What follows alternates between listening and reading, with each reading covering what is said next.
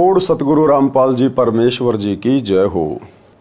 परम पिता परमात्मा सारी सृष्टि के रचनहार, कुल मालिक, असंख्य ब्रह्मांडों के स्वामी, जगत गुरु, तीनों लोकों में प्रवेश करके सबका भरण पोषण करने वाले राजाधीराज, आत्माधार, नाथों के नाथ, देवों के देव, महादेव, सर्वेश्वर, महेश्वर, मृत्युंजय, अजरो अमर, आदि अनादि, सनातनी प्रभु, जगत पिता जगदीश्वर, श्री श्री 1008 की उपाधि के वास्तविक अधिकारी, अकाल मूर्त, शब्द स्वरूपी राम, वासुदेव, सर्वगतम ब्रह्म, परम पूज्य, प्रथम पूज्य, परम संत, परम पुरुष, परम धनी, परम दयालु, सत्य कबीर, हक्का कबीर, अल्लाहु कबीर, अल्लाहु अकबर, बाखबर, अल्लाह ताला, जगत के तारणहार, जगत के मुक्तिदाता, जगत के जगन्नाथ, हारे के सहारे, हिंदुओं के राम, मुसलमानों के अल्लाह, सिखों के वाहिगुरु, ईसाइयों के मसीह, दया के सागर दया निधि, करुणा के सागर करुणा निधि, स्वयंभू परिभू, संकट मोचन, कष्ट हरण, मंगल करण, दुख भंजन, अविगत कबीर, निर्विकार निर्विषम परमात्मा, अलय अलेख सतगुरु, आदि अनादि सतगुरु,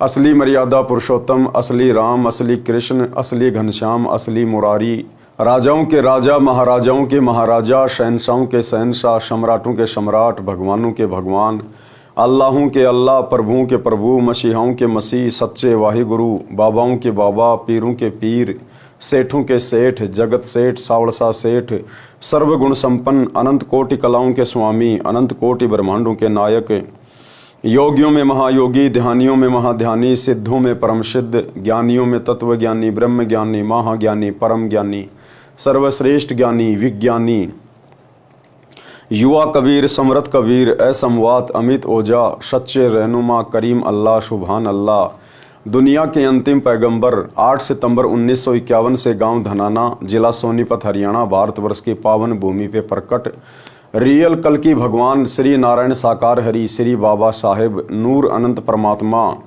संत श्रोमणी सतगुरु रामपाल जी परमेश्वर जी के चरण कमल में साध संगति से जुड़े हुए देश विदेश से आप और हम सभी सत्सेवक भाई बहनों का अनंत कोटि दंडवत प्रणाम। सत्साई भाई और बहनों, दया परम पिता परमेश्वर जी की, सारी सृष्टि के सर्जनहार सतगुरु रामपाल जी भगवान की, जिनके शुभ आशीर्वाद से, विशेष आशीर्वाद से, उन्हीं के कर कमल से लिखित पवित्र पुस्तक जीने की राह के ऊपर वीडियो बनाने की श्रृंखला जारी है। इसी श्रृंखला में आज हमारा ये 25वें नंबर का वीडियो है। प्रत्येक वीडियो में गुरुदेव भगवान के आशीर्वाद से हमें भक्ति मार्ग से संबंधित बहुत सारी बातें पता चल रही हैं, जिन बातों को सुनकर समझकर हमारा आत्मविश्वास और हमारी दृढ़ता भक्ति मार्ग पर प्रकट होती जा रही है। तो भाई और बहनों, आज की वीडियो में गुरुदेव भगवान ने कुछ प्रश्नोत्तरी के माध्यम से जिज्ञासु भक्तों की शंकाओं का समाधान किया है। तो आगे बढ़ते हैं आज की वीडियो में। पवित्र पुस्तक जीने की राह, वीडियो नंबर 25 और पेज नंबर 211।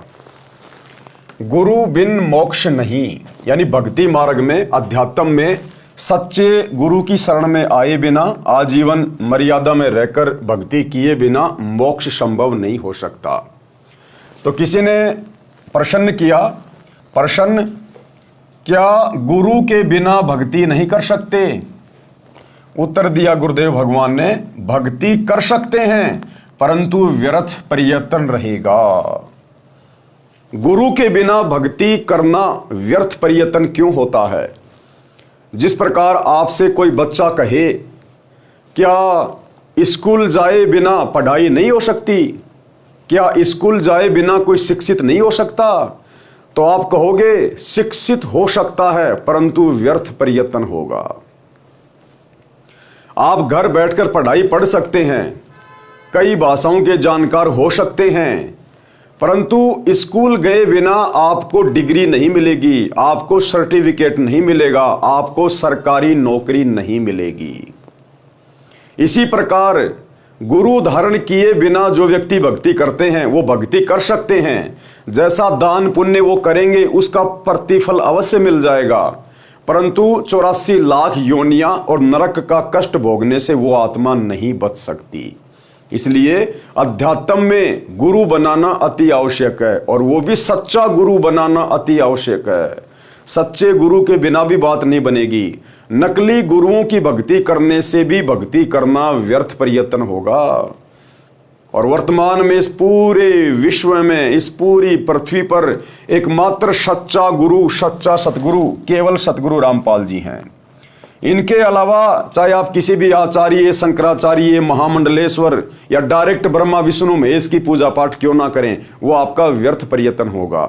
84 लाख योनियों में जाकर गधे, कुत्ते, सुअर बनने वाला कष्ट और नरक का कष्ट भोगने से आप जी कदापि नहीं बच सकते। इसलिए गुरु भी सच्चा चाहिए, पूर्ण गुरु चाहिए, जो सर्व धर्मशास्त्रों के आधार से आपको भक्ति प्रदान करता हो। तो वर्तमान में ऐसा सतगुरु पूरे विश्व में केवल एक ही है, क्योंकि एक समय में पूरी पृथ्वी पर केवल एक ही सतगुरु होता है। तो क्या कहा है, क्या गुरु के बिना भक्ति नहीं कर सकते? भक्ति कर सकते हैं, परंतु व्यर्थ प्रयत्न होगा। दूसरा सवाल, कारण बताइए कि व्यर्थ प्रयत्न क्यों होगा? तो गुरुदेव ने उत्तर दिया, परमात्मा का विधान है जो सूक्ष्म वेद में कहा है, कबीर गुरु बिन माला फेरते, गुरु बिन देते दान, गुरु बिन दोनों निष्फल है, चाहे पूछो वेद पुराण। कबीर राम कृष्ण से कौन बड़ा, उन्हों भी गुरु कीन, और 3 लोक के वेदणी, गुरु आगे आधीन। भाई श्री रामचंद्र जी जो त्रेता युग में जन्मे थे, वो तो राजा के बेटे थे। उनको भला पढ़ाई पढ़ने के लिए गुरुकुल में जाने की क्या जरूरत थी? महर्षि वाल्मीकि जी के आश्रम में जाने की क्या जरूरत थी? वो तो राजा के बेटे थे। वो तो बिना गुरु के भी अपना सारा कार्य कर सकते थे। राजपाट तो उन्हीं को मिलना था, चाहे गुरु बनाओ ना बनाओ। यहां तो राजपाट मिल जाएगा, यहां तो आप सारी सुख सुविधा भोग लोगे जैसे तैसे करके, पाप कर्म करके, ऊंचे नीचे कुकर्म करके। परंतु ये शरीर छूटने के बाद जब धर्मराय के दरबार में जाओगे तो सबसे पहले आपसे यही पूछा जाएगा, आपने गुरु बना के भक्ति शुरू की या नहीं की? गुरु बनाया तो आपका गुरु कौन था, उसका नाम बताइए। वो अधिकारी था या नहीं था? क्या भक्ति की आपने, क्या भक्ति धन लेके आए? वहां पे ना किसी राजा की चलती, ना किसी उद्योगपति की चलती, ना वहां पर ब्रह्मा विष्णु महेश की चलती। वहां तो जैसा जीव ने कर्म किया है उसको वैसा ही परिणाम मिलता है। इसलिए गुरुदेव भगवान कह रहे हैं कि श्री रामचंद्र जी जो त्रेता युग में आए और द्वापर में श्री कृष्ण जी आए, जिनको आम हिंदू समाज भगवान मानता है, जब उनको भी गुरु धारण करके आध्यात्मिक दीक्षा लेनी पड़ी, उनको भक्ति करनी पड़ी, तो हम 2 कोटि के जीवों की क्या औकात, जो बिना गुरु बनाए हम लोग स्वर्ग में पहुंच जाएंगे, सदा सदा के लिए ऊपर के लोकों में निवास करेंगे या फिर मोक्ष प्राप्त कर लेंगे। ये तो सौपन में भी मत सोचना कभी। तो जब राम और श्री कृष्ण जैसे महापुरुषों ने गुरु धारण किए और भक्ति की, तो वर्तमान के 2 कोटि के कलयुगी जीव की भला क्या औकात। यदि गुरु नहीं बनाया तो सीधा सीधा लक 84 और नरक कुंड में डाला जाएगा। कबीर राम कृष्ण बड़े त्योपुर राजा, 3 गुरु बंद कीन निज काजा। कि श्री राम और श्री कृष्ण जी ने भी गुरु धारण करके फिर अपने सांसारिक कार्य किए, अपने राजपाट के कार्य किए। भावार्थ, गुरु धारण किए बिना यदि नाम जाप की माला फिराते हैं और दान देते हैं, वे दोनों व्यर्थ हैं। यदि आप जी को संदेह हो तो अपने वेदों तथा पुराणों में प्रमाण देख लो। श्रीमद् भगवत गीता 4 वेदों का सारांश है। गीता अध्याय 2 श्लोक 7 में अर्जुन ने कहा कि हे श्री कृष्ण, मैं आपका शिष्य हूं, आपकी शरण में हूं। गीता अध्याय 4 श्लोक 3 में श्री कृष्ण जी में प्रवेश करके काल ब्रह्म ने अर्जुन से कहा कि तू मेरा भगत है। पुराणों में प्रमाण है कि श्री रामचंद्र जी ने ऋषि वशिष्ठ जी से नाम दीक्षा ली थी और अपने घर व राजकाज में गुरु वशिष्ठ जी की आज्ञा लेकर कार्य करते थे। श्री कृष्ण जी ने ऋषि संदीपनी जी से अक्षर ज्ञान प्राप्त किया तथा श्री कृष्ण जी के आध्यात्मिक गुरु श्री दुर्वासा ऋषि जी थे। कबीर परमेश्वर जी हमें समझाना चाहते हैं कि आप जी श्री राम तथा श्री कृष्ण जी से तो किसी को बड़ा अर्थात समर्थ नहीं मानते हो। वे 3 लोक के मालिक थे, उन्होंने भी गुरु बनाकर अपनी भक्ति की, मानव जीवन सार्थक किया। इससे सहज में ज्ञान हो जाना चाहिए कि अन्य व्यक्ति यदि गुरु के बिना भक्ति करता है तो कितना सही है अर्थात व्यर्थ है। अगर श्री राम और श्री कृष्ण जी बिना गुरु बनाए भक्ति करते तो वो भी लक 84 में जाते, गधे कुत्ते सुअर की योनि भोगते। हालांकि भोगना तो उनको फिर भी पड़ेगा, क्योंकि अभी उनके पास में भक्ति धन बहुत ज़्यादा है, इसीलिए तो वो ब्रह्मा विष्णु महेश की पोस्ट के ऊपर हैं। परंतु सत भक्ति उन्होंने भी नहीं की। वशिष्ठ गुरु ये सत भक्ति प्रदान करने वाले गुरु नहीं थे। दुर्वासा ऋषि सत भक्ति प्रदान करने वाले गुरु नहीं थे। द्वापर युग में यही कबीर भगवान करुणामय ऋषि के नाम से आए हुए थे, और त्रेता युग में यही कबीर भगवान मुनिंदर ऋषि के रूप में आए थे। तो ना तो श्री रामचंद्र जी ने मुनिंदर जी को अपना गुरु धारण किया था, और ना द्वापर में श्री कृष्ण जी ने करुणामय ऋषि को अपना गुरु धारण किया था। इसलिए ये आत्माएं भी जब इनका भक्ति धन समाप्त होगा, उस समय ये आत्मा भी कर्म आधार से लक 84 में जाएंगी। ये भी गधे कुत्ते सूअर के जन्म प्राप्त करेंगे, और फिर नई भक्ति युक्त आत्माओं को ब्रह्मा विष्णु महेश की पोस्ट पे बैठा दिया जाएगा। ये काल का चक्कर है। गुरु के बिना देखा देखी कही सुनी भक्ति को लोकवेद के अनुसार भक्ति कहते हैं। लोकवेद का अर्थ है किसी क्षेत्र में प्रचलित भक्ति का ज्ञान जो तत्व ज्ञान के विपरीत होता है। लोकवेद के आधार से ये दास संत रामपाल दास, श्री हनुमान जी, बाबा श्याम जी, श्री राम जी, कृष्ण जी, शिव जी तथा देवी देवताओं की भक्ति करता था। यानी स्वयं के लिए कह रहे हैं गुरुदेव भगवान कि जब तक मुझे सच्चा ज्ञान नहीं था, तब तक लोकवेद के आधार से, सुनी सुनाई बातों के आधार से श्री राम और श्री कृष्ण और हनुमान जी को परमात्मा मान के मैं भक्ति किया करता था। हालांकि भाई और बहनों, जब आप धीरे धीरे इस ज्ञान में आगे बढ़ोगे, आपको गुरुदेव भगवान की वास्तविक स्थिति समझ में आएगी, तो फिर आप भली बातें जान जाएंगे कि इस प्रकार की बातें केवल परमेश्वर अपने आप को छुपाते हुए, और जो आत्मा राम कृष्ण की काफ़ी लंबे समय से भक्ति कर रहे हैं, उनको हिम्मत देने के लिए कि भाई देखो, मैं भी पहले 20 साल 25 साल तक हनुमान जी की भक्ति करता था, खाटू श्याम जी के जाता था, बाबा सालासर के मंदिर में जाता था, लेकिन जब मुझे ज्ञान हुआ तो मैंने सत भक्ति को पकड़ लिया तुरंत। तो इसी प्रकार गुरुदेव भगवान, इनको किसी अन्य देवी देवताओं की भक्ति करने की आवश्यकता नहीं है। ये तो समर्थ है, इनसे ऊपर कोई देव नहीं, कोई महादेव नहीं। ये 33 करोड़ देवी देवता भी इन्हीं को आधार मान के अपनी भक्ति करते हैं। 33 कोटि अधारा, ध्यावे 88, उतरे भवजल पारा, कट है यम की फांसी। लेकिन यहाँ गुरुदेव भगवान जो भूमिका कर रहे हैं, अपने आप को छुपा कर जो ज्ञान प्रचार कर रहे हैं, उस आधार से वे हमें समझाने के लिए, हमारे को दृढ़ता देने के लिए कि आपने जितने दिन बाबा श्याम की भक्ति की, रामचंद्र जी की, श्री कृष्ण की, शिव जी की, कोई बात नहीं, वो भक्ति भी हमारे साथ में है। हमने कुछ तो सीखा ही है, कुछ तो हमने राम का नाम लिया ही है, वो भी हमारे साथ में है। वो भक्ति करते करते भी हमने जो दान पुण्य किए, वो भी फल हमारे साथ में रहेगा। लेकिन अब हमने ज्ञान होने के बाद उन भक्तियों को छोड़ देना है, और जो भक्ति सतगुरु बताएगा, हमने उस भक्ति को स्वीकार करना है। हनुमान जी की भक्ति में मंगलवार का व्रत, बूंदी का प्रसाद बांटना, स्वयं देसी घी का गिच चूरमा खाता था। बाबा हनुमान को डालडा वनस्पति घी से बनी बूंदी का भोग लगाता था। हरे राम हरे कृष्ण, कृष्ण कृष्ण हरे हरे का मंत्र जाप करता था। किसी ने बता दिया कि ओम नाम सबसे बड़ा, इससे बड़ा ना कोई, ओम नाम का जाप करे तो शुद्ध आत्मा होई। इस कारण से ओम नाम का जाप शुरू कर दिया। ओम नमो शिवाय ये शिव का मंत्र जाप करता था। ओम भगवते वासुदेवाय नमः ये विष्णु जी का जाप करता था। तीर्थों पर जाना, दान करना, वहाँ स्नान करना, ये भी लोकवेद के आधार से करने जाता था। यानी वर्तमान में जिस प्रकार से आम प्राणी भक्ति से जुड़ा हुआ है, कहीं न कहीं मंदिर में, मस्जिद में, तीर्थों पे व्रत करता है, भिन्न भिन्न प्रकार के नाम जाप करता है, तो हम जीवों की स्थिति को समझाते हुए परमात्मा अपने ऊपर लेकर ये बातें कह रही हैं। एक छोटा सा सत्संग है भाई और बहनों, जिसमें परमात्मा इसी प्रकार की बातें कह रहे हैं, स्वयं के ऊपर लेकर कि हम सब ऐसे ही थे। फिर बाद में गुरुदेव ने बताया हम सब का मतलब है आप लोग। गुरुदेव ने हम सब में अपने आप को शामिल नहीं किया। गुरुदेव ने कहा कि यहां पर हम सब का मतलब है आप आत्माओं के लिए है ये शब्द। गुरुदेव ने तो ऐसा बोलना पड़ता हमें समझाने के लिए, लेकिन असल में ये शब्द आप और हम आत्माओं के लिए होता है। सुनिए छोटा सा सत्संग। सतलोक के बारे में आज तक जो जानकारी हमें प्राप्त हुई है, हमें मीन आप जी को इस दास के वचनों से पहले, हमें मीन आप जी को इस दास के वचनों से पहले, हमें मीन आप जी को इस दास के वचनों से पहले तो भाई और बहनों, जहां जहां गुरुदेव भगवान भक्ति समझाने के लिए अपने आप को शामिल करते हैं कि मैं ऐसे भक्ति करता था, ऐसे मंदिरों में जाता था, ये करता था, वो करता था, भले परमात्मा ने वो लीला की, लेकिन ये असल में उन देवी देवताओं की भक्ति नहीं करते थे। ये तो परमेश्वर है, ये तो भक्ति और मुक्ति के दाता हैं। अरे राम कृष्ण ब्रह्मा विष्णु महेश को इनकी भक्ति करने की आवश्यकता है, ना कि ये परमात्मा किसी की भक्ति करता है।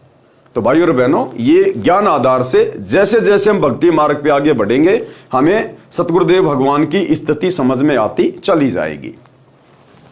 जैसे घर में सुख होते थे तो मैं मानता था कि ये सब मेरी उपरोक्त भक्ति के कारण हो रहे हैं। जैसे कक्षा में पास होना, विवाह होना, पुत्र तथा पुत्रियों का जन्म होना, नौकरी लगना, ये सर्व सुख उपरोक्त साधना से ही मानता था।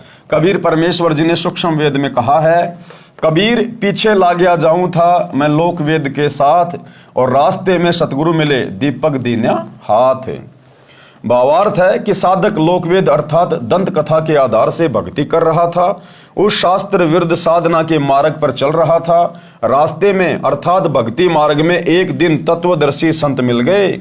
उन्होंने शास्त्र विधि अनुसार शास्त्र प्रमाणित साधना रूपी दीपक दे दिया, अर्थात सत्य शास्त्र अनुकूल साधना का ज्ञान कराया, तो जीवन नष्ट होने से बच गया।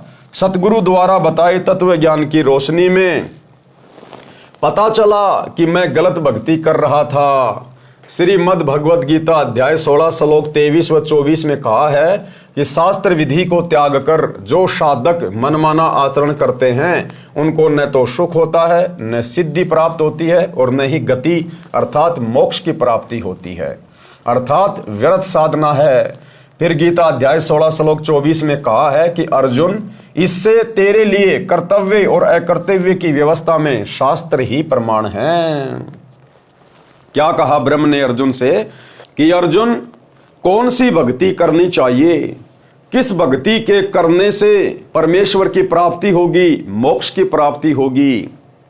इन बातों का निर्णय किसी की सुनाई सुनाई बातों के आधार से मत करना, लोक वेद के आधार से मत करना, किसी के पहनावे को देख के, आडंबर को देख के, किसी मंदिर मस्जिद में जाके ये सब करके नहीं देखना होता।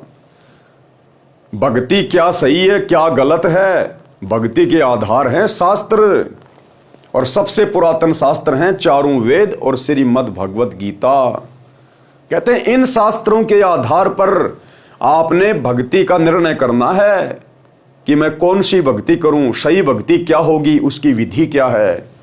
फिर जब हम इन शास्त्रों को पढ़ेंगे तो उसके बाद हमें गीता अध्याय 4 श्लोक 34 में पता चलेगा, जिसमें काल ब्रह्म गीता ज्ञान देने वाला ये भगवान ब्रह्म अर्जुन से कह रहा है कि अगर तुझे सनातन परम धाम की प्राप्ति करनी है, जहां जाने के बाद भगत कभी लौटकर इस संसार में वापस नहीं आता, गधा कुत्ता शुअर नहीं बनता, नरक का कष्ट नहीं भोगता, सदा सदा के लिए परमेश्वर के अमर लोक में चला जाता, सतलोक में चला जाता है, जहां जाने के बाद साधक की कभी मृत्यु नहीं होती, कभी बुढ़ापा नहीं आता, कोई काम नहीं करना पड़ता, सारे सुख वहां पर अखंड हैं। अगर तुझे वो लोक प्राप्त करना है, पूर्ण मोक्ष प्राप्त करना है, तो किसी तत्वदर्शी संत से जा पूछ, किसी तत्वदर्शी संत से जाके मिल, उनकी खोज कर और फिर उसको प्रसन्न कर। उसके बाद वो तत्वदर्शी महात्मा तुझे तत्व ज्ञान का उपदेश करेंगे। तो बाद में ये चारों वेद और गीता जी हमारे को तत्वदर्शी संत के भरोसे छोड़ देते हैं। यानी हमारा ज्ञान केवल यही तक का है, इन वेदों में और गीता में, इससे आगे का ज्ञान नहीं है। हमारी जिम्मेदारी केवल इतनी है कि हम आपको तत्वदर्शी संत के बारे में बता दें कि भैया अब आगे का ज्ञान, पूर्ण मोक्ष का मार्ग तुझे तत्वदर्शी संत बताएगा। और तत्वदर्शी संत की भूमिका वो कबीर भगवान खुद ही निभाता है। अगर तेरे सौभाग्य से, तेरे भाग्य से अगर तुझे वो परम संत मिल जाए तो तू उस सनातन परम धाम को प्राप्त कर सकता है। तो भाइयों और बहनों, वर्तमान में वो सौभाग्य हमें सुलभ हो गया। आज धरती पर वही तत्वदर्शी संत सतगुरु रामपाल जी के रूप में प्रकट है। आज आप और हमारा परम सौभाग्य है, परम सौभाग्य। हम बड़ी आसानी से मोक्ष प्राप्त कर सकते हैं। इनके पास में कंप्लीट वे ऑफ वर्शिप है, कंप्लीट भक्ति का मार्ग है, पूर्ण मोक्ष प्राप्ति की गारंटी देते हैं, गारंटी, यदि आजीवन इनसे उपदेश लेकर इनकी मर्यादा में रहकर भक्ति करते रहे तो तो कह रहे हैं इससे तेरे लिए कर्तव्य और अकर्तव्य की व्यवस्था में शास्त्र ही प्रमाण है। जो उपरोक्त साधना ये दास रामपाल दास किया करता था तथा पूरा हिंदू समाज कर रहा है, वह सब गीता वेदों में वर्णित न होने से शास्त्र विरुद्ध साधना हुई जो व्यर्थ है। कबीर गुरु बिन काहू न पाया ज्ञाना, जो थोथा बूझ छड़े मूड किसाना। कबीर गुरु बिन वेद पढ़े जो प्राणी, और समझ न सार रहे अज्ञानी। इसलिए गुरुजी से वेद शास्त्रों का ज्ञान पढ़ना चाहिए, जिससे सत्य भक्ति की शास्त्र अनुकूल साधना करके मानव जीवन धन्य हो जाए। अब भाई और बहनों, यहां क्या लिख रहे हैं गुरुदेव भगवान, थोड़ा सा विचार करना। गुरुदेव कह रहे हैं इसलिए गुरुजी से वेद शास्त्रों का ज्ञान पढ़ना चाहिए। अब हम यह निर्णय कैसे करें कि सतगुरु रामपाल जी स्वयं परमात्मा है? यहां गुरुदेव ने कह दिया इसलिए गुरु जी से वेद शास्त्रों का ज्ञान पढ़ना चाहिए, जिससे सत्य भक्ति की शास्त्र अनुकूल साधना करके मानव जीवन धन्य हो। परंतु सतगुरु रामपाल जी के जो गुरु जी थे, जिनको इन्होंने गुरु धारण किया था 17 फरवरी 1988 को, और 6 साल इन्होंने भक्ति की उनकी शरण में रह के 1988 में नाम दीक्षा ली और सन 1994 में गुरु पद लेकर ये दुनिया का आत्म कल्याण करने की दिशा में आगे बढ़ने लगे। तो मात्र 6 वर्ष में सतगुरु रामपाल जी को पूरे विश्व के धर्मशास्त्रों का कैसे ज्ञान हो गया? जो ज्ञान आचार्य शंकराचार्य मंडलेश्वरों को नहीं है, विश्व में किसी भी धर्म गुरु को जो ज्ञान नहीं है अध्यात्म का, वो ज्ञान मात्र 6 वर्ष में आखिर सतगुरु रामपाल जी ने कैसे प्राप्त कर लिया? जबकि सतगुरु रामपाल जी के गुरु जी ने, स्वामी राम देवानंद जी ने कभी भी सतगुरु रामपाल जी को वेद नहीं पढ़ाए, गीता का ज्ञान नहीं दिया, पुराण नहीं पढ़ाए, क्योंकि संत रामपाल जी के गुरु जी आदरणीय राम देवानंद जी तो अनपढ़ थे, अनपढ़। वो तो संस्कृत जानते भी नहीं थे, उन्होंने तो कभी गीता वेद उठाकर भी नहीं देखे। फिर भला सतगुरु रामपाल जी ने गीता वेद कुरान पुराण कहां से पढ़े, किससे पढ़े, जो आज पूरे विश्व को शास्त्र पढ़ा रहे हैं, ज्ञान दे रहे हैं? इसलिए भाई और बहनों, यहां यह सिद्ध होता है कि सतगुरु रामपाल जी स्वयं परमात्मा हैं, परमेश्वर हैं, ये जगत गुरु हैं। और इन्होंने केवल 1951 में गांव धनाना में प्रकट होने की एक लीला की, और उसके बाद जैसे वो समय आया, पिछली पीढ़ी का भक्ति युग आया, तो परमेश्वर ने विधिवत जो कबीर सागर में 650 साल पहले धर्मदास जी के माध्यम से लिखवाया था कि 12वें पंथ हम ही चल आवें और सब पंथों को मिटाकर एक पंथ चलावें। तो 17 फरवरी 1988 को आदरणीय गरीबदास जी के 12वें पंथ में सतगुरु रामपाल जी ने आदरणीय राम देवानंद जी को अपना मुंह बोला गुरु बनाकर प्रवेश किया, और सन 1994 में अपना यथार्थ 13वां कबीर पंथ चलाया। अन्यथा सतगुरु रामपाल जी के गुरु जी तो अनपढ़ थे, उन्होंने कभी भी सतगुरु रामपाल जी को या अपने किसी भी शिष्य को वेद शास्त्र गीता कुरान पुराण नहीं पढ़ाई। फिर भला सतगुरु रामपाल जी ने कहां से पढ़ ली, जो आज पूरे विश्व को ज्ञान दे रहे हैं? इसलिए भाई और बहनों, जो जगत गुरु होता है उसको किसी से ज्ञान लेकर आगे ज्ञान देने की जरूरत नहीं पड़ती। यदि भगवान ही किसी से ज्ञान लेकर आगे ज्ञान प्रचार करेगा तो फिर वो भगवान कहां हुआ, वो जगत गुरु कहां हुआ? इसलिए परमेश्वर जी ने किसी से वेद शास्त्र गीता कुरान पुराण नहीं पढ़े। ये तो इनको उत्पन्न करने वाले हैं, ये तो इनको लिखने वाले हैं, लिखवाने वाले हैं। परमेश्वर को किसी भाषा को पढ़ने की आवश्यकता नहीं होती। वो तो 84 लाख योनियों में जितने भी जीव जंतु हैं, सूक्ष्म हैं, उन सब की भाषा जानता है परमात्मा। मन की भाषा को जानता है परमात्मा। हमारे मन में उठने वाले विचारों से पहले परमात्मा जान जाता है कि हमारे मन में क्या विचार उठेंगे, लाख जन्म बाद हमारे मन में क्या विचार उठेंगे, वो भी सतगुरु जानता है। इसलिए जगत गुरु को किसी से ज्ञान लेकर आगे ज्ञान देने की जरूरत नहीं पड़ती। इसलिए सतगुरु रामपाल जी स्वयं कबीर भगवान हैं। पूर्ण गुरु के वचन की शक्ति से भक्ति होती है। क्या कह रहे हैं परमात्मा कि जो पूरा गुरु होता है ना, सच्चा गुरु, उसके वचन की शक्ति से भक्ति होती है। यानी परमात्मा अपना आशीर्वाद देके शुरुआत में भगत को उपदेश देके उसके अंदर भक्ति प्रवेश करते हैं, और सदा उनका आशीर्वाद बना रहता है जब तक भगत मर्यादा में रहता है। अन्यथा यहां काल भक्ति नहीं करने देगा। कोई सोच भी मत लेना कि हम ये सत भक्ति कर सकते हैं। अगर एक क्षण के लिए परमात्मा आपसे दूर हो जाए, आप ये सत भक्ति नहीं कर सकते। इसलिए गुरुदेव कह रहे हैं कि पूर्ण गुरु के वचन की शक्ति से भक्ति होती है। उदाहरण, गुरु जी से दीक्षा लेकर भक्ति करना लाभदायक है, बिना गुरु के भक्ति करने से कोई लाभ नहीं होता। उदाहरण, एक राजा की रानी बहुत धार्मिक थी। उसने परमेश्वर कबीर जी से गुरु दीक्षा ले रखी थी। वह प्रतिदिन गुरु दर्शन के लिए जाया करती थी। राजा को यह अच्छा नहीं लगता था, राजा को यह सब अच्छा नहीं लगता था, परंतु वह अपनी पत्नी को वहां जाने से रोक नहीं पा रहा था। कारण, एक तो वह उस बड़े शक्तिशाली राजा की लड़की थी, दूसरे वह अपनी पत्नी को प्रसन्न देखना चाहता था। एक दिन राजा ने अपनी पत्नी से कहा कि आप नाराज न हो तो बात कहूं। रानी ने कहा कहो। राजा ने कहा कि आप अपने गुरु के पास जाती हैं, भक्ति तो गुरु के बिना भी हो सकती है। रानी ने कहा कि गुरुजी ने बताया है कि गुरु के बिना भक्ति करना व्यर्थ है। राजा ने कहा कि मैं तेरे साथ कल तेरे गुरुजी से मिलूंगा, उनसे ये बात स्पष्ट करूंगा।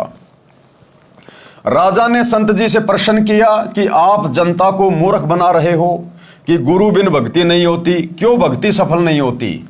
नाम मंत्र जाप करने होते हैं, एक दूसरे से पूछकर जाप कर लें, पर्याप्त है। संत ने कहा, राजन आपकी बात में दम है, मैं आपके राज दरबार में आऊंगा, वहां इस बात का उत्तर दूंगा। निश्चित दिन को संत जी राजा के दरबार में गए। राजा सिंहासन पर विराजमान था, आसपास सिपाही खड़े थे। संत के बैठने के लिए अलग से कुर्सी रखी थी। संत ने जाते ही आसपास खड़े सिपाहियों से राजा की ओर हाथ करके कहा कि इसे गिरफ्तार कर लो, क्योंकि संत ने राजा के सवाल का जवाब देना था कि बिना गुरु के भक्ति क्यों नहीं हो सकती। तो अच्छा सा समय देखकर वो संत जी राजा के दरबार में गए कि यहां तो ये मेरा माथा खाएगा, ये समझ नहीं पाएगा, तो इसको इसी के राज दरबार में आके समझाऊंगा। अब संत जी ने एक दिन राजा को समय दे दिया कि फला फला दिन मैं आपके राज दरबार में आऊंगा आपके सवाल का जवाब देने के लिए। राजा बड़ा प्रसन्न हुआ। निश्चित समय पर संत जी राज दरबार में पहुंच गए और वहां जो सिपाही खड़े थे, सैनिक खड़े थे, उनसे संत जी ने कहा राजा की तरफ उंगली करके कि सैनिकों, इस राजा को गिरफ्तार कर लो। अब वो एक संत के कहने से भला सैनिक राजा को कैसे गिरफ्तार कर लेंगे? तो सैनिक टस से मस भी नहीं हुए। संत ने फिर कहा कि सैनिकों, तुमने सुना नहीं, राजा को गिरफ्तार कर लो, मेरा आदेश है।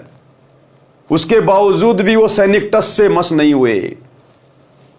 उसके बाद राजा ने सोचा कि लगता है संत का दिमाग फिर गया, ये मेरा राज्य हड़पना चाहता है, ये कोई प्लानिंग करके तो नहीं आया है। तो राजा ने भी वही शब्द कहे उन सैनिकों से कि सैनिकों, इस बाबा जी को पकड़ लो। राजा के द्वारा केवल इतना कहना हुआ और सैनिकों ने आकर संत जी को जमीन से 1 फुट ऊपर उठा लिया और अगले आदेश की प्रतीक्षा कर रहे थे। उसी समय संत जी ने कहा कि राजा, दरबार में आए हुए अतिथि का इस प्रकार से निरादर थोड़ी करवाते हैं। तो राजा ने कहा कि तू बात ही ऐसी कर रहा है, तू तो मेरा राज्य हड़पने की कोशिश कर रहा है। तो संत जी ने कहा कि मैं तो तेरे राज्य के ऊपर थूकना भी पसंद नहीं करता, थूकना भी। अगर मुझे यही सब कुछ चाहिए होता तो मैं साधु बन के भक्ति नहीं करता। तो बोला फिर क्यों कर रहे थे सब कुछ? बोला पहले मेरे को जमीन पे तो टेक मेरे पैर। तो राजा ने आदेश दिया सैनिकों छोड़ दो। सैनिकों ने छोड़ दिया। उसने कहा कि मैं तेरे सवाल का जवाब दे रहा था, जो तूने मुझसे आके पूछा था ना कि बिना गुरु के भक्ति क्यों नहीं हो सकती, मैं तेरे सवाल का जवाब दे रहा था। तो राजा ने कहा कि यह कैसा जवाब था? बोला यही जवाब था। बोला राजन, जो शब्द मैंने कहे तेरे सैनिकों से कि सैनिकों राजा को पकड़ लो, ये टस से मस भी नहीं हुए, और वही शब्द राजा जी आपने कहे कि सैनिकों साधु को पकड़ लो, इन्होंने तुरंत मेरे को पकड़ लिया। यहां आपके वचन में शक्ति है, क्योंकि आप यहां के राजा हैं, महाराजा हैं। यहां आपके वचन में शक्ति है, मेरे वचन में शक्ति नहीं है। और बेटा, जब बात आएगी भक्ति मार्ग की, अध्यात्म की, जब धर्मराज के दरबार में खड़े होंगे, वहां हिसाब किताब हो रहा होगा, बेटा वहां पर तेरी राजागिरी नहीं चलेगी। तू तो लाइन में खड़ा होगा नंगा होके, वहां पर संत की चलेगी। वहां पर गुरु की चलेगी, वहां तेरी नहीं चलेगी। तो राजा को सारी बात तुरंत समझ में आ गई। उसी समय चरणों में गिर गया और नाम दीक्षा ली। निश्चित दिन को संत जी राजा के दरबार में गए। राजा सिंहासन पर विराजमान था। आसपास सिपाही खड़े थे। संत के बैठने के लिए अलग से कुर्सी रखी थी। संत ने जाते ही आसपास खड़े सिपाहियों से राजा की ओर हाथ करके कहा कि इसे गिरफ्तार कर लो। सिपाही टस से मस नहीं हुए। संत ने लगातार 3 बार ये वाक्य आदेश दोहराया कि इसे गिरफ्तार कर लो, परंतु राजा को सिपाहियों ने गिरफ्तार नहीं किया। राजा को संत पर क्रोध आया कि यह कमबख्त मेरी पत्नी को इसलिए बहका रहा था कि इसके राज्य को प्राप्त कर लूं। राजा ने एक बार कहा कि सिपाहियों इसे गिरफ्तार कर लो। राजा के हाथ का संत की ओर संकेत था। उसी समय सिपाहियों ने संत को गिरफ्तार कर लिया। संत ने कहा, हे राजन, आप घर पर बुलाकर संत का अनादर कर रहे हो, यह अच्छी बात नहीं है।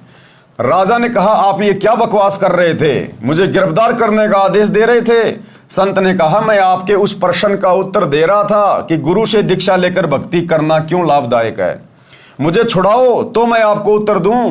राजा ने सिपाहियों से कहा कि छोड़ दो। सिपाहियों ने संत को छोड़ दिया। संत ने कहा कि हे राजा जी, मैंने यही वाक्य कहा था, इसे गिरफ्तार कर लो। सिपाही टस से मस नहीं हुए। आप जी ने भी यही वाक्य कहा था कि तुरंत सिपाहियों ने मुझे गिरफ्तार कर लिया। आपके वचन में राज की शक्ति है और मेरे वचन में आध्यात्मिक शक्ति है। आप उसी नाम जाप के लिए किसी को भक्ति के लिए कहोगे तो वह मंत्र कोई काम नहीं करेगा। क्या कहा संत ने? क्या कहा कि आपके अंदर राज की शक्ति है। आप यदि किसी को कोई मंत्र जाप करने के लिए कहोगे या आदेश दोगे तो आपका शब्द काम नहीं करेगा, क्योंकि आप राजा हो, आप अधिकारी नहीं हो। जिस प्रकार मैं राज का अधिकारी नहीं हूं, मेरे पास में राज शक्ति नहीं है, मैं राजा नहीं हूं, इसलिए मैंने जो शब्द कहे राजपाट से संबंधित, जो राजा लोगों को शोभा देता है कि इसे पकड़ लो, इसे छोड़ दो, इसे जेल में डाल दो, मैंने वही शब्द कहे थे। तेरे सिपाहियों ने सुने भी नहीं और तूने कहे तुरंत मुझे उठा लिया, क्योंकि तेरे पास में राज की शक्ति है। ठीक इसी प्रकार मेरे पास अध्यात्म की शक्ति है। जो मंत्र मैं दूंगा, जो भक्ति करने का मैं आदेश दूंगा, यदि उस प्रकार से भक्ति की जाएगी तो उस भक्ति की शक्ति से मोक्ष प्राप्त करोगे, 84 लाख योनियों से छूट जाओगे, नरक में गिरकर महाकष्ट भोगने से बचोगे। तो राजा को धीरे धीरे सारी बात समझ में आई। आप उसी नाम जाप के लिए किसी को भक्ति के लिए कहोगे तो वह मंत्र कोई काम नहीं करेगा। मैं वही नाम जाप करने को कहूंगा, वह तुरंत प्रभाव से क्रियावान होगा। इसलिए पूर्ण संत से दीक्षा लेने से साधक में तुरंत आध्यात्मिक प्रक्रिया शुरू हो जाती है। उसकी आत्मा में भक्ति का अंकुर निकल आता है। सूक्ष्म वेद में कहा है कि सतगुरु पशु मानुष कर डारे और सिद्धि देकर ब्रह्म विचारे। भावार्थ, सतगुरु पहले मनुष्य को सत्संग सुना सुना कर नेक इंसान बनाते हैं, सर्व बुराइयों को छुड़वाते हैं, फिर अपनी भक्ति की सिद्धि अर्थात शक्ति शिष्य के अंतःकरण में शब्द से प्रवेश करके ब्रह्म अर्थात परमात्मा की साधना करने के लिए विचार प्रबल करते हैं, जिससे साधक की रुचि भक्ति में दिनों दिन बढ़ती है। फिर वह देवता बन जाता है। कबीर जी ने कहा है कि कबीर बलिहारी गुरु आपना, घड़ी घड़ी 100 बार, और मानुष से देवता किया करत न लाई बार। इसलिए कहा है कि कबीर गुरु बिन माला फेरते, गुरु बिन देते दान, गुरु बिन दोनों निष्फल है, चाहे पूछो वेद पुराण। योग यज्ञ तप दान करावे और गुरु विमुख फल कभी नहीं पावे। भावार्थ, गुरु बिन नाम जाप की माला फिराते हैं या दान देते हैं वह व्यर्थ है। ये वेदों तथा पुराणों में भी प्रमाण है। फिर अंतिम चौपाई का भावार्थ है कि यदि दीक्षा लेकर फिर गुरु को छोड़कर उन्हीं मंत्रों का जाप करता रहे तथा यज्ञ हवन दान भी करता रहे, वह भी व्यर्थ है, उसको कोई लाभ नहीं होगा। कबीर ताते सतगुरु शरणा लीजे, कपट भाव सब दूर करीजे। अन्य प्रमाण, कबीर गर्भ योगेश्वर गुरु बिना करते हरि की सेव, कहे कबीर बैकुंठ से फेर दिया सुखदेव। राजा जनक गुरु किया, फिर कीनी हर की सेव, कहे कबीर बैकुंठ में चले गए सुखदेव। सुखदेव ऋषि भी ऐसे ही बिना गुरु धारण किए मनमानी भक्ति करता था, और जब वो स्वर्ग में विष्णु जी के लोक में रहने के लिए गया तो वहां से उसको वापस निकाल दिया कि तूने तो कोई अधिकारी गुरु धारण ही नहीं कर रखा, बिना गुरु के तुझे यहां नहीं रहने दिया जा सकता। ये तो तू केवल तेरे पिछले जन्मों की भक्ति की शक्ति के कारण, तेरी जो बैटरी चार्ज है उस कारण से तू अफलातून बन के घूम रहा है। अगर तूने अधिकारी गुरु को धारण करके भक्ति नहीं करी तो अगला जन्म तेरा लक 84 में है। भावार्थ, ऋषि वेदव्यास जी के पुत्र सुखदेव जी अपने पूर्व जन्म की भक्ति की शक्ति से उड़कर स्वर्ग में चले जाते थे।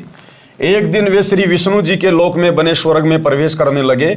वहां के कर्मचारियों ने ऋषि सुखदेव जी से स्वर्ग द्वार पर पूछा कि ऋषि जी अपने पूज्य गुरु जी का नाम बताओ। सुखदेव जी ने कहा कि गुरु की क्या आवश्यकता है, अन्य गुरु धारण करके यहां आए हैं, मेरे में स्वयं इतनी शक्ति है कि मैं बिना गुरु के आ गया हूं। द्वारपालों ने बताया, ऋषि जी ये आपकी पूर्व जन्म में संग्रह की हुई भक्ति की शक्ति है, यदि फिर से गुरु धारण करके भक्ति नहीं करोगे तो पूर्व की भक्ति कुछ ही दिन चलेगी, आपका मानव जीवन नष्ट हो जाएगा। जैसे गुरुदेव भगवान ने उदाहरण दिया कि आपने पिछली साल बहुत ज्यादा मेहनत करी और आपने गेहूं का बीज बोया खेत में और आपने 20 क्विंटल गेहूं तैयार कर लिया, अपने घर पे लाके आपने पटक दिए और आप मजे से खा रहे हो सह परिवार।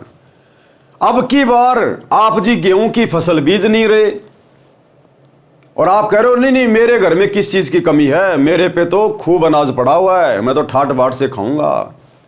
अरे भैया, वर्तमान में जो अनाज आप खा रहे हो ना, ये तो आपने पिछली बार गेहूं बोकर मेहनत करके अर्जित किए थे, जो अब आप आराम से परिवार के साथ में खा रहे हो। अगर अब की बार फिर से गेहूं की फसल नहीं की तो अगले साल क्या खाओगे? पिछले जन्म की कमाई, पिछले साल की कमाई तो अब की बार खा रहा है, और अब की बार भक्ति नहीं करी तो अगली बार क्या खाओगे? पूरा परिवार भूखा मरेगा। तो विष्णु जी के द्वारपालों ने श्री सुखदेव जी से कहा कि ऋषि जी, आप जो स्वर्ग में उड़ के आ जाते हो पृथ्वी लोक से, यह आपके पिछले जन्म की भक्ति की शक्ति है। अगर वर्तमान में भक्ति नहीं करोगे सच्चा गुरु धारण करके, अधिकारी गुरु धारण करके, तो बैटरी डिस्चार्ज हो जाएगी और अगले जन्म में गधे बन के घूमोगे, गधे बन के। एक और उदाहरण दिया गुरुदेव ने। उदाहरण के लिए, वर्तमान में इन्वर्टर की बैटरी को चार्जर लगाकर चार्ज कर रखा है, यदि चार्जर हटा दिया जाए तो भी इन्वर्टर अपना कार्य करता रहेगा, क्योंकि उसमें ऊर्जा संग्रह हो चुकी है। कुछ समय पश्चात वह सर्व कार्य करना छोड़ देता है, न ट्यूब जलेगी न पंखा चलेगा, उसको फिर से चार्ज करना अनिवार्य है। उसके लिए चार्जर चाहिए। चार्जर गुरु जानो, बिजली परमेश्वर जानो। ऋषि सुखदेव में अपनी सिद्धि का अभिमान था, वह नहीं माना। बात भगवान विष्णु जी तक पहुंच गई। श्री विष्णु जी ने भी यह बात कही कि ऋषि जी पहले आप गुरु बनाओ फिर यहां आओ। सुखदेव जी ने कहा, भगवान पृथ्वी लोक पर मेरे समान कोई नहीं है, न कोई ढंग का गुरु है, कृपया आप ही बताइए कि मैं किसको गुरु बनाऊं। श्री विष्णु जी ने बताया कि आप राजा जनक को गुरु बनाओ। ये कहकर श्री विष्णु जी अपने महल में चले गए। सुखदेव ऋषि वापस पृथ्वी पर आए, राजा जनक से दीक्षा लेकर उनके बताए भक्ति मंत्रों का जाप किया, तब ऋषि सुखदेव जी को स्वर्ग में रहने दिया। इसलिए गुरु बनाकर भक्ति करने से सफलता संभव है, बिना गुरु भक्ति दान आदि आदि करना व्यर्थ है। अरे सुखदेव ऋषि, जिसने द्वापर युग में स्वर्ग से आकर और पांडवों के अंतिम वंशज राजा परीक्षित को कथा सुनाई और उनकी आत्मा को विमान में बैठा के स्वर्ग में ले गया, बैकुंठ में लेकर गया, उस सुखदेव ऋषि को भी जब तक उसने अधिकारी गुरु धारण नहीं किया तब तक विष्णु जी ने अपने लोक में प्रवेश नहीं करने दिया। फिर आप और हमारे जैसे आम 2 कोटि के जीवों की क्या औकात? यदि हमने शत भक्ति नहीं करी तो हमें मोक्ष प्राप्त हो जाएगा, सीधे 84 में ठोके जाएंगे, सीधे नरक में। गुरु पूरा हो, झूठे गुरु से कोई लाभ नहीं होता। प्रश्न किया, पूरे गुरु की क्या पहचान है? हम तो जिस भी संत से ज्ञान सुनते हैं वह पूर्ण सतगुरु ही लगता है। तो गुरुदेव ने उत्तर दिया, सूक्ष्म वेद में गुरु के लक्षण बताए हैं। क्या लक्षण? गरीब सतगुरु के लक्षण कहूं, मधुरे बैन विनोद, 4 वेद 6 शास्त्र कहे 18 बोध। संत गरीबदास जी गांव छुडानी जिला झज्जर हरियाणा वाले को परमेश्वर कबीर जी मिले थे। उनकी आत्मा को ऊपर अपने सतलोक में सनातन परम धाम में लेकर गए थे। ऊपर के सर्व लोकों का अवलोकन कराकर वापस पृथ्वी पर छोड़ा था। उनको संपूर्ण अध्यात्म ज्ञान बताया था। उनका ज्ञान योग परमेश्वर कबीर जी ने खोल रखा था। उसके आधार से संत गरीबदास जी ने गुरु की पहचान बताई है कि जो सच्चा गुरु अर्थात सतगुरु होगा वह ऐसा ज्ञान बताता है कि उसके वचन आत्मा को आनंदित कर देते हैं, बहुत मधुर लगते हैं, क्योंकि वे सत्य पर आधारित होते हैं। भाइयों और बहनों, जब आप सतगुरु रामपाल जी के मुख कमल से इनके सत्संग सुनना शुरू करोगे, उसके बाद आपकी आत्मा में जो असीम शांति, जो असीम आनंद उत्पन्न होगा, उसकी कोई सीमा नहीं होगी, कोई भी सीमा। कारण है कि सतगुरु 4 वेदों तथा सर्व शास्त्रों का ज्ञान विस्तार से कहता है। यही प्रमाण परमेश्वर कबीर जी ने सूक्ष्म वेद में कबीर सागर के अध्याय जीव धर्म बोध में पृष्ठ 1960 पर दिया है। गुरु के लक्षण 4 बखाना, प्रथम वेद शास्त्र को जाना। यानी जो सच्चा गुरु होगा, सतगुरु होगा, वो संपूर्ण धर्मशास्त्रों का ज्ञाता होगा। केवल हिंदू धर्म के नहीं, केवल मुसलमान धर्म के नहीं, जैन या ईसाई धर्म के नहीं, पूरे विश्व में जितने भी धर्म ग्रंथ हैं उन सभी का वो पूर्णतया जानकार होगा, ज्ञाता होगा, जो सच्चा सतगुरु होगा। गुरु के लक्षण 4 बखाना, प्रथम वेद शास्त्र को ज्ञाना। दूजे हरि भक्ति मन कर्म वाणी। दूसरा वो खुद एक भगत की भूमिका करके जो भक्ति अपने शिष्यों को देगा, वो भक्ति वो स्वयं भी मन कर्म वचन से करेगा, स्वयं भी। दूजे हरि भक्ति मन कर्म वाणी। तीजे समदृष्टि कर जानी। तीसरा उसका लक्षण ये होगा कि वो पक्षपात नहीं करेगा, कोई छुआछात नहीं करेगा, भेदभाव नहीं करेगा, किसी भी जाति का, किसी भी धर्म का, काला गोरा ठिगना, लंबा मोटा पतला, जैसा भी व्यक्ति होगा, साधक होगा, भगत होगा, वो सबको समान दृष्टि से देखेगा, सभी को समान ज्ञान देगा, सभी को उपदेश देगा। जिसकी जैसी भक्ति होगी, जिसकी जैसी मर्यादा होंगी, उस आधार से उनको लाभ देगा। वो कोई भेदभाव नहीं करेगा। तीजे समदृष्टि कर जानी।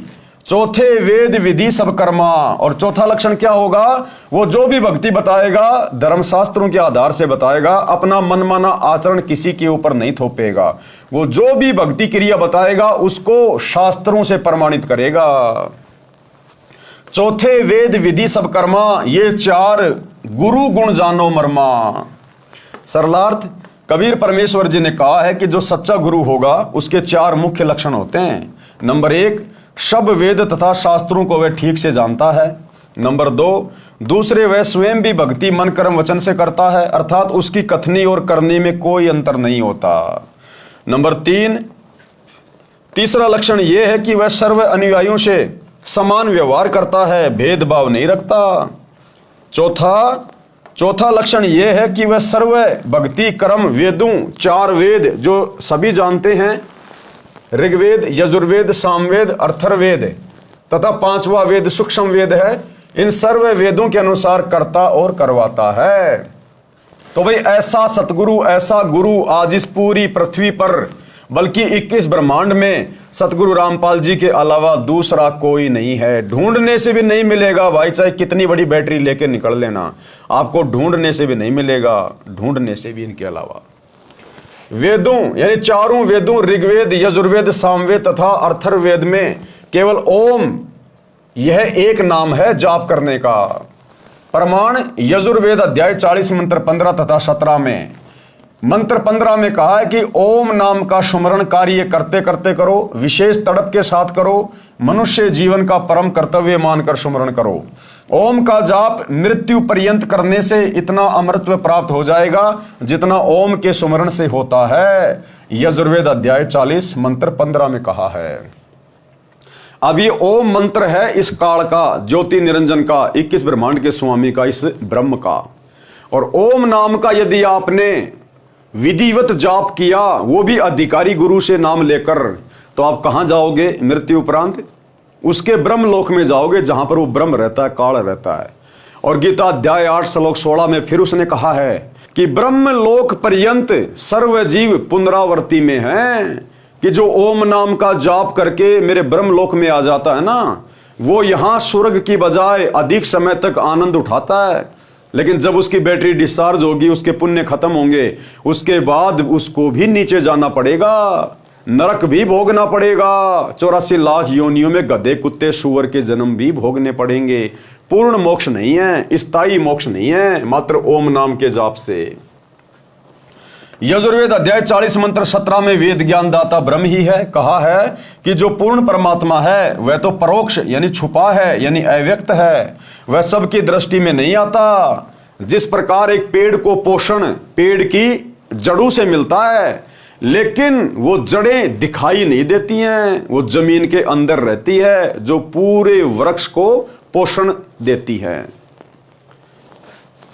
कहा है कि जो पूर्ण परमात्मा है वह तो परोक्ष यानी छुपा है, यानी अव्यक्त है, वह सबकी दृष्टि में नहीं आता। उसकी जानकारी यजुर्वेद अध्याय 40 मंत्र 10 में बताई है कि उसका यथार्थ ज्ञान तत्वदर्शी संत ही जानते हैं, उनसे सुनो। फिर यजुर्वेद अध्याय 40 मंत्र 17 में आगे कहा है कि अहम खम ब्रह्म, कि मैं ब्रह्म हूं और मेरा ओम नाम है, मैं ऊपर दिव्य आकाश रूपी ब्रह्म लोक में रहता हूं। यजुर्वेद अध्याय 40 मंत्र 17। यही प्रमाण श्री देवी महापुराण गीता प्रेस गोरखपुर से प्रकाशित सचित्र मोटा टाइप केवल हिंदी के 7वें स्कंद में पृष्ठ 562-563 पर श्री देवी जी ने राजा हिमालय को बताया है कि राजन, आप यदि आत्म कल्याण चाहते हो तो मेरी भक्ति सहित सभी बातों को छोड़ दो। दुर्गा कह रही है अपने भगत से, राजा हिमालय से। हिमालय कोई पहाड़ नहीं है, कोई समझे कि वो पहाड़ को कैसे समझा रही है। हिमालय नाम का राजा था जो देवी दुर्गा का भगत था, और वो बोला कि मुझे तो मोक्ष चाहिए माता जी, कोई ऐसा साधन बताओ। तो देवी ने कहा कि आप मेरी भी भक्ति छोड़ दो और सभी बातों को छोड़ दो, यानी मेरे से नीचे जो ब्रह्मा विष्णु महेश है, देवी देवता, इन सब की भक्ति छोड़ दो। आप केवल एक ब्रह्म की भक्ति करो, ओम नाम का जाप करो, आपकी मुक्ति हो जाएगी। अब ओम नाम का जाप करने वाला उस काल के पास जाएगा, ब्रह्मलोक में जाएगा, वहां से अपना कर्म भोग के फिर 84 में आएगा। केवल एक ओम नाम का जाप करो, ब्रह्म प्राप्ति का उद्देश्य रखो, इससे आप ब्रह्म को प्राप्त हो जाओगे। वह ब्रह्म लोक रूपी दिव्य आकाश में रहता है। इससे स्पष्ट हुआ कि वेदों में केवल एक ओम नाम ही जाप करने का है।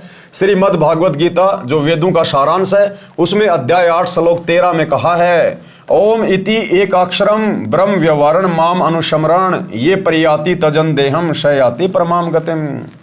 अनुवाद, गीता ज्ञानदाता ब्रह्म ने कहा है कि मुझ ब्रह्म का केवल ओम यह एक अक्षर है, इसका उच्चारण सुमरण करता हुआ जो भगत शरीर त्याग कर जाता है, वह मृत्यु उपरांत ओम नाम के सुमरण से मिलने वाली परम गति अर्थात ब्रह्म लोक को प्राप्त करता है। श्रीमद् भगवत गीता तथा वेदों में इसके अतिरिक्त अर्थात ओम के अतिरिक्त कोई नाम ब्रह्म साधना का नहीं है। प्रमाणित हुआ कि ओम नाम का जाप शास्त्र प्रमाणित है। गीता ज्ञानदाता ने स्पष्ट किया है कि अर्जुन, तेरे और मेरे बहुत से जन्म हो चुके हैं, आगे भी होंगे। मेरी उत्पत्ति को ऋषि तथा देवतागण नहीं जानते। गीता अध्याय श्लोक 2:12, अध्याय 4 का श्लोक 5, अध्याय 10 श्लोक 2।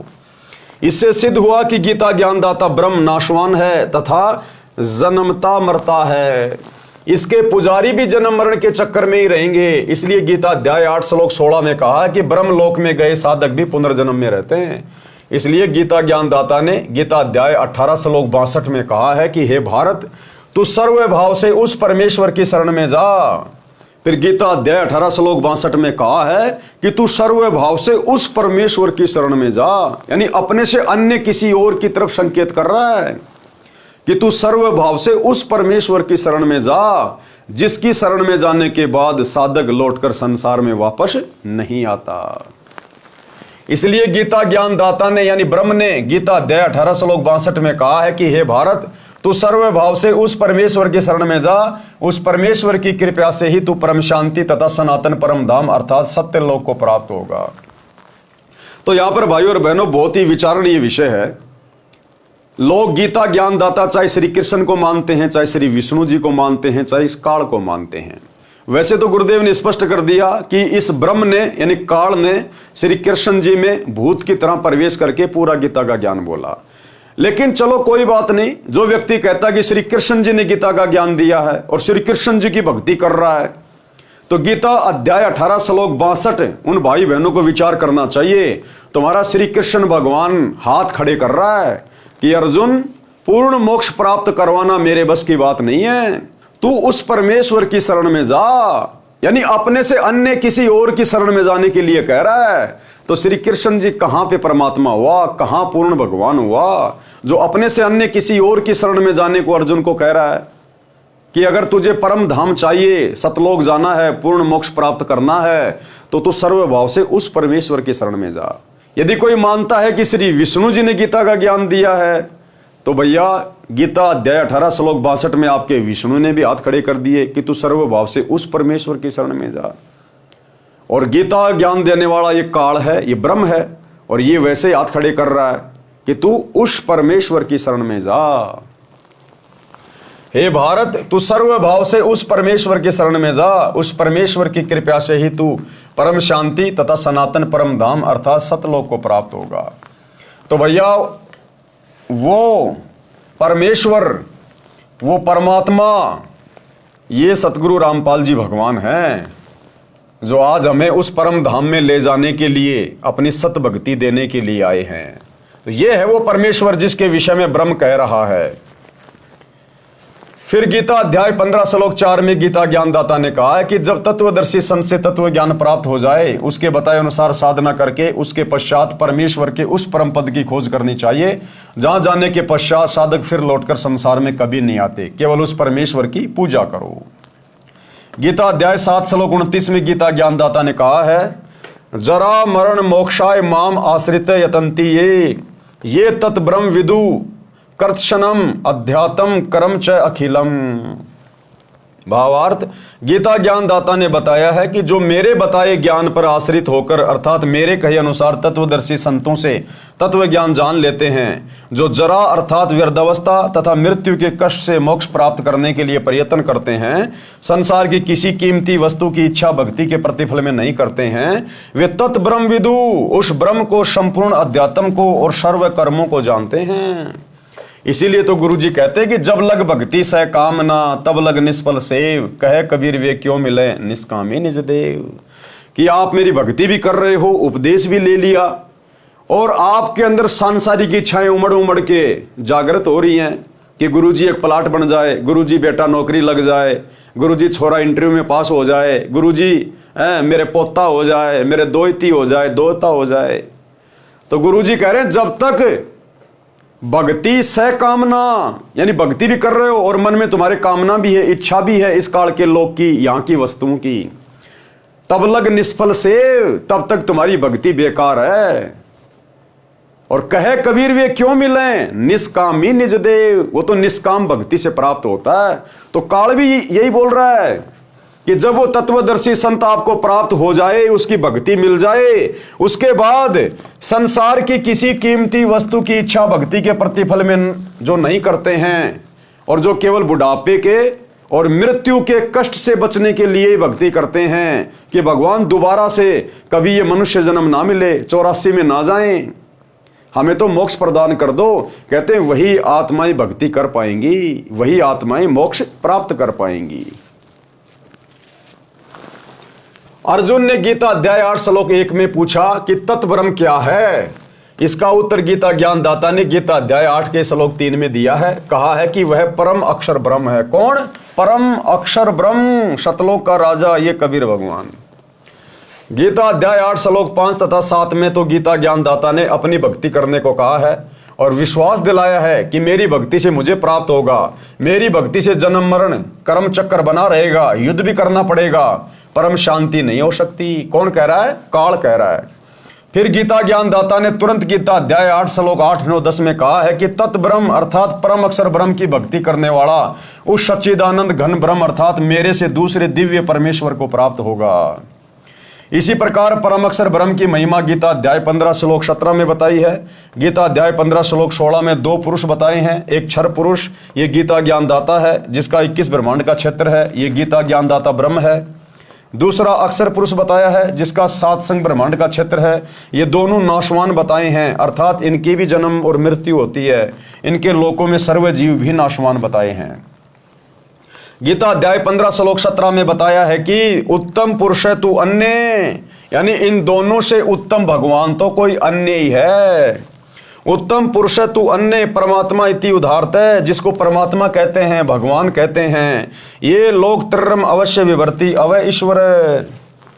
अनुवाद, उत्तम पुरुष यानी पुरुषोत्तम अर्थात परम अक्षर ब्रह्म तो ऊपर वर्णित क्षर पुरुष तथा अक्षर पुरुष से अन्य है, जो परमात्मा कहा जाता है, जो तीनों लोकों में यानी क्षर पुरुष के 21 ब्रह्मांडों के क्षेत्र वाला लोक, और दूसरा अक्षर पुरुष के 7 संख्य ब्रह्मांडों वाला लोक, और तीसरा ऊपर के चारों लोक, शतलोक, अलख लोक, अगम लोक तथा अनामी लोक।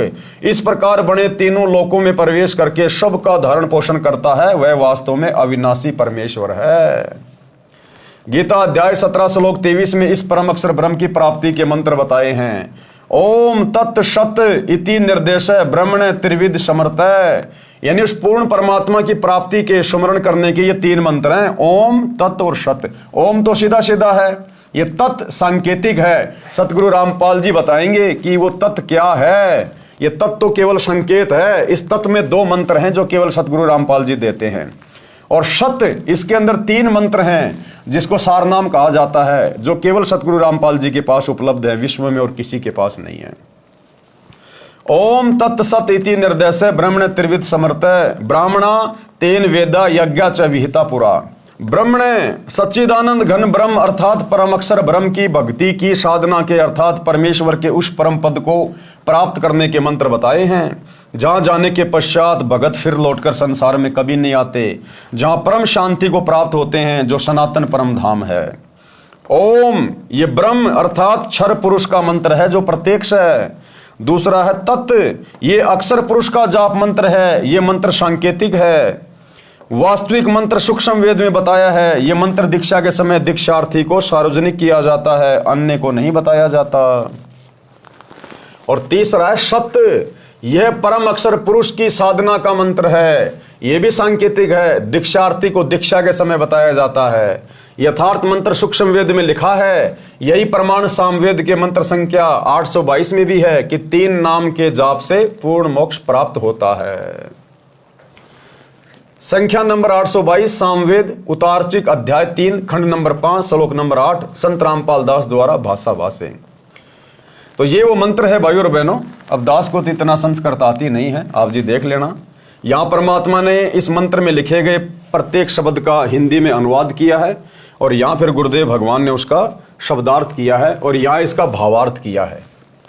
इस मंत्र में स्पष्ट किया है कि पूर्ण परमात्मा कबीर अर्थात कबीर मानव शरीर में गुरु रूप में प्रकट होकर प्रभु प्रेमियों को 3 नाम का जाप देकर सत्य भक्ति कराता है, तथा उस मित्र भगत को पवित्र करके अपने आशीर्वाद से पूर्ण परमात्मा अर्थात अपनी प्राप्ति का मार्ग बताकर पूर्ण सुख प्राप्त करवाता है, साधक की आयु बढ़ाता है। यही प्रमाण गीता अध्याय 17 श्लोक 23 में है कि ओम तत्सत इति निर्देश ब्रह्मण त्रिविध समर्थ है। भावार्थ है कि पूर्ण परमात्मा को प्राप्त करने का ओम तत्सत यह मंत्र जाप सुमरण करने का निर्देश है। इस नाम को तत्वदर्शी संत से प्राप्त करो। तत्वदर्शी संत के विषय में गीता अध्याय 4 श्लोक नंबर 34 में कहा है, तथा गीता अध्याय नंबर 15 श्लोक नंबर 1 व 4 में तत्वदर्शी संत की पहचान बताई, तथा कहा है कि तत्वदर्शी संत से तत्व ज्ञान जानकर उसके पश्चात उस परम पद परमेश्वर की खोज करनी चाहिए, जहां जाने के पश्चात साधक लौटकर संसार में नहीं आते, अर्थात पूर्ण मुक्त हो जाते हैं। उसी पूर्ण परमात्मा से संसार की रचना हुई है। विशेष उपरोक्त विवरण से स्पष्ट हुआ कि पवित्र चारों वेद भी साक्षी हैं कि पूर्ण परमात्मा ही पूजा के योग्य है। उसका वास्तविक नाम कबीर देव कबीर परमेश्वर है, तथा 3 मंत्र के नाम का जाप करने से ही पूर्ण मोक्ष होता है। यह 3 मंत्र का जाप चारों वेदों के सारांश श्रीमद् भगवद गीता में प्रमाण है कि इससे वह स्थान प्राप्त होता है जहां जाने के बाद साधक लौटकर कभी संसार में नहीं आते, जो सनातन परम धाम है, जहां जाने के पश्चात परम शांति प्राप्त होती है। अब देख लो भाइयों और बहनों, अब ये जितने भी अपने आप को सनातनी कहते हैं, दुनिया भर के साधु संतों की शरण में घूमते हैं, अब बताओ हमारे धर्मशास्त्र तो क्या कह रहे हैं, वेद क्या कह रहे हैं भक्ति और भगवान के बारे में, गीता जी क्या कह रही है भक्ति और भगवान के बारे में। अब इसीलिए तो इन सारे ऋषियों ने, संतों ने, महात्माओं ने, आचार्यों ने, शंकराचार्यों ने भक्ति का भट्ठा बैठा दिया, क्योंकि सच्चे गुरु के बिना यह ज्ञान नहीं हो सकता। चाहे आप दिन रात इन शास्त्रों को पढ़ते रहो, आप समझ ही नहीं पाओगे इनका भावार्थ क्या है, असल में इनका सार क्या है। इसीलिए तो कहते हैं गुरु बिन काहू न पाया ज्ञाना, जो थोता बुझ छिड़े मूड किसाना। और गुरु बिन वेद पढ़े जो प्राणी, समझे न सार रहे अज्ञानी। कौन सा गुरु? सतगुरु, सच्चा गुरु। बाकी तो सारा दिन लेके गीता जी, वेदों को और श्री भागवत का पाठ लोग करते रहते हैं, कथाएं करते रहते हैं, अपना धंधा बना रखा है, लेकिन केवल वो अपने धार्मिक धंधे तक सीमित हैं। उनको स्वयं के मोक्ष का पता नहीं, अपने भक्तों के मोक्ष का पता नहीं। खुद भी नरक में जाएगा, भक्तों को भी नरक में लेके जाएगा। तो यथार्थ विधि ये है जो हमारे धर्मशास्त्रों में लिखी है भक्ति के विषय में। तो आज पूरा का पूरा हिंदू समाज, पूरा का पूरा भगत समाज इसी प्रकार से शास्त्र विरुद्ध साधना के ऊपर आरूढ़ है। सौभाग्य है उन आत्माओं का जो समय रहते सतगुरु रामपाल जी की शरण में आ गए और इनके ज्ञान को अच्छे से समझकर आज मर्यादा में रहकर भक्ति कर रहे हैं। वेदों व गीता में यह अनमोल 3 नाम का मंत्र अस्पष्ट अर्थात सांकेतिक है। इसलिए चारों वेदों व गीता अनुसार साधना करने से वह स्थान व परमात्मा प्राप्त नहीं हो सकता। क्योंकि गीता जी में तो खाली 3 मंत्र बोल दिए, ओम तत् सत। अब ओम तो सीधा मंत्र है, तत् और सत ये सांकेतिक है, ये कोड वर्ड में है। अब इसको बताएगा कौन? वो तत्वदर्शी संत बताएगा। तत्वदर्शी संत की भूमिका खुद वो कबीर परमात्मा आके निभाता है।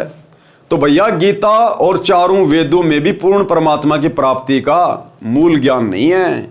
उन्होंने अंत में यही छोड़ दिया कि ये ज्ञान तो फिर आगे का वो तत्वदर्शी संत बताएगा, उसकी खोज करो। गीता अध्याय 4 श्लोक 34 है। इसलिए गीता अध्याय 4 श्लोक 32 तथा 34 में गीता ज्ञानदाता ने स्पष्ट किया है कि यज्ञों अर्थात धार्मिक अनुष्ठानों का यथार्थ ज्ञान ब्रह्मण मुखे यानी सच्चिदानंद घन ब्रह्म अर्थात परम अक्षर ब्रह्म अपने मुख कमल से वाणी बोलकर बताता है। वह सच्चिदानंद घन ब्रह्म की वाणी कही जाती है। उसे तत्व ज्ञान तथा सूक्ष्म वेद भी कहते हैं। उसके जानने के पश्चात सर्व पापों से मुक्त हो जाता है, जिसमें संपूर्ण भक्ति मंत्र तथा विधि बताई है। गीता अध्याय 4 श्लोक 32। अब गीता अध्याय 4 श्लोक 34 क्या कहता है?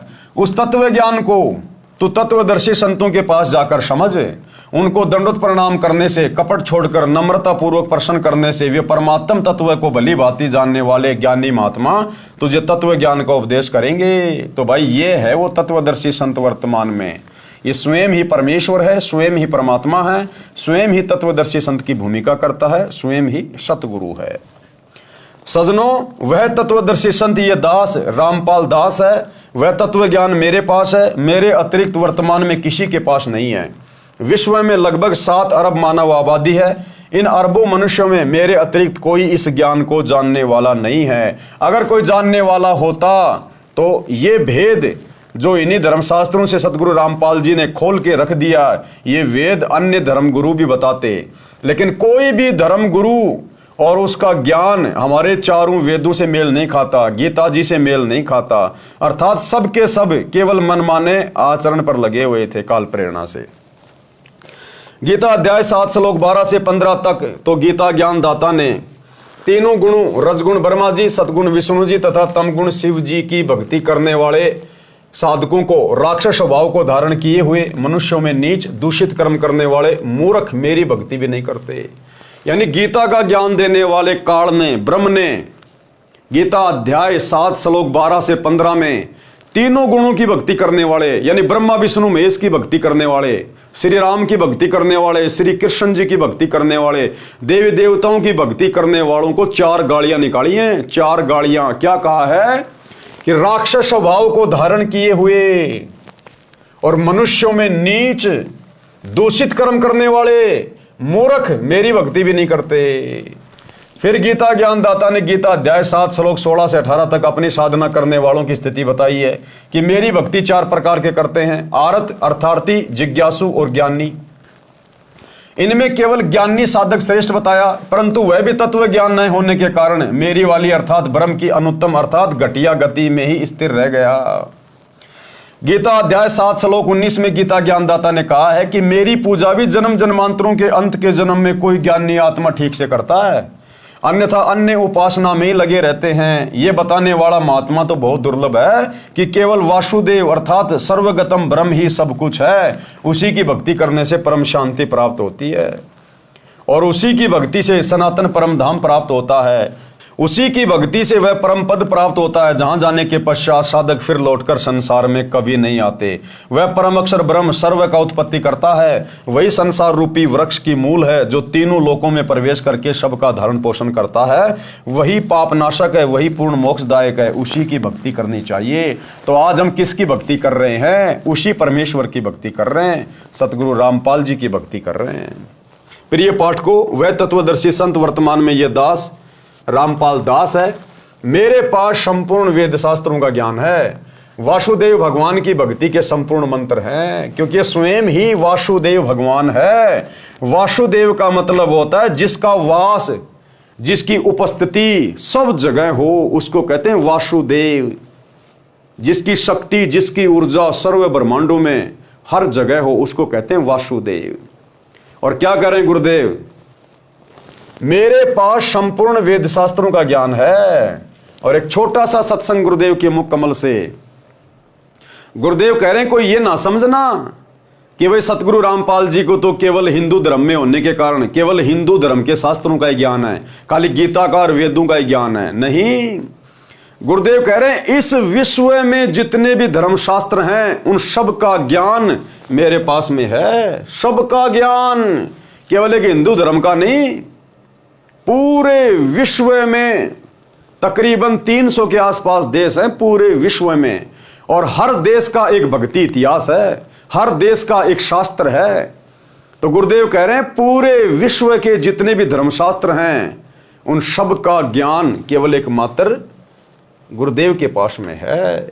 क्योंकि गीता का समझना कोई बालकों का खेल नहीं। परमात्मा बुद्धि दे अपने कृपा पात्र पे, तभी ये अनमोल ग्रंथ समझ में आते हैं। और टीचर उसी को कहते जो हमारे सिलेबस को ठीक से जाने। वो टीचर कहां, जब सिलेबस का ज्ञान नहीं अटपट सुना रहा है तो टीचर नहीं है। तो जितने भी आज तक धर्मगुरु किसी भी धर्म के हैं उनको अपने सिलेबस का ज्ञान वर्तमान वालों को नहीं है। इस दास रामपाल दास के अतिरिक्त विश्व में नहीं है। ये कद्दे समझ माजी उतारा।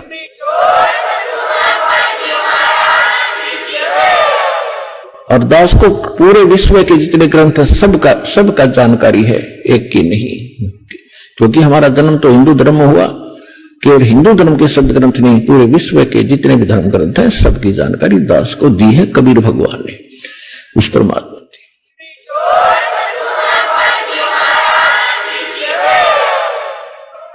तो सोचिए भाई और बहनों, कौन है गुरुदेव? वासुदेव। अरे भैया, विश्व के सभी देशों के धर्मशास्त्रों का ज्ञाता तो वो होगा जिसको विश्व के सभी देशों की भाषा का ज्ञान होगा। तो सतगुरु रामपाल जी के द्वारा इतनी बड़ी बात कहना कि इस दास को विश्व के सभी धर्मशास्त्रों का ज्ञान है, इसका मतलब ये कौन है जो पूरे विश्व की भाषा जानता है, सर्व देशों की भाषा जानता है? ये परमात्मा है, अपने आप को छुपा के बैठा हुआ है। तो भाई और बहनों, ये मौका मत चूको। जब आप इनकी शरण में आओगे धीरे धीरे आप इनको पहचानना शुरू कर दोगे। ये परमेश्वर अपनी लीला कर रहा है, एक आम व्यक्ति की तरह, आम संत की तरह भूमिका कर रहा है। ये काल को भी धोखा देके और अपनी आत्माओं तक ये ज्ञान पहुंचाता है। जब ठीक का समय आएगा, आने वाले दिनों में पूरे विश्व को पता चलेगा कि एकमात्र वासुदेव परम अक्षर ब्रह्म, पूर्ण ब्रह्म परमेश्वर कौन है। सतगुरु रामपाल जी के अलावा किसी को अन्य में परमात्मा नजर नहीं आएगा। और ये ज्यादा दिन की बात नहीं है, 2028 के बाद पूरी दुनिया इनके चरणों में नतमस्तक हो जाएगी। क्योंकि 2028 युग परिवर्तन का समय है। उसके बाद जितने भी प्राणी बचेंगे इस पृथ्वी पर महाविनाश के बाद, वो सब इनके चरणों में आकर भक्ति करेंगे, अर्थात इनसे उपदेश लेके अपने अपने घर बैठ के भक्ति करेंगे। वो इन्हीं के दिशा निर्देशन में पूरे विश्व का शासन संचालित होगा। तो उस समय सबको पता चल जाएगा। लेकिन भाई और बहनों, वो समय आए, उस समय आप अपनी दुर्गति कराओगे, अपने परिवार की दुर्गति कराओगे। क्या पता आप उस समय बच पाओ ना बच पाए, आपका परिवार बचे ना बचे। तो उससे पहले समय रहते यदि आपके पास ये संदेश पहुंच रहे हैं, सतगुरु रामपाल जी का कोई सत्संग मिल रहा है, पहुंच रहा है, कोई पुस्तक पहुंच रही है, तो उसको ध्यान से पढ़ना शुरू कर दो, सत्संग सुनना शुरू कर दो, और अतिशीघ्र महीने 2 महीने में ज्ञान को समझकर उपदेश लेकर अपना और अपने परिवार का कल्याण कराओ, नहीं तो आने वाले समय में दुर्गति के अलावा कुछ भी हाथ नहीं लगेगा। तो भाई और बहनों, आज की वीडियो में हम केवल इतना ही रखेंगे। कल रात्रि 8 बजे आगे की वीडियो में बढ़ेंगे। सभी भाई बहन लाइव जुड़िए। तब तक गुरुदेव भगवान हम सबको आज्ञा दें, इजाजत दें, सद्बुद्धि दें, आशीर्वाद दें। बंदी छोड़ सतगुरु रामपाल जी भगवान की जय हो।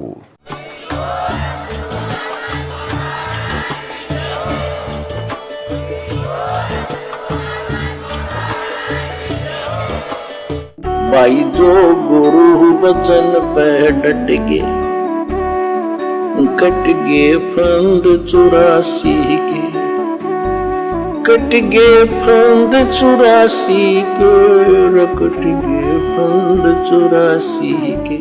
भाई जो गुरु बचन पे डट गे, कट गे फंद 84 के, कट गे फंद 84 के, कट गे फंद 84 के। भाई जो गुरु बचन पे डट गे, कट गे फंद 84 के, कट गे फंद 84 के, कट गे फंद 84 के। भाई जो गुरु बचन पे डट गे, कट गे फंद 84 के, कट गे फंद 84 के, कट गे फंद 84 के।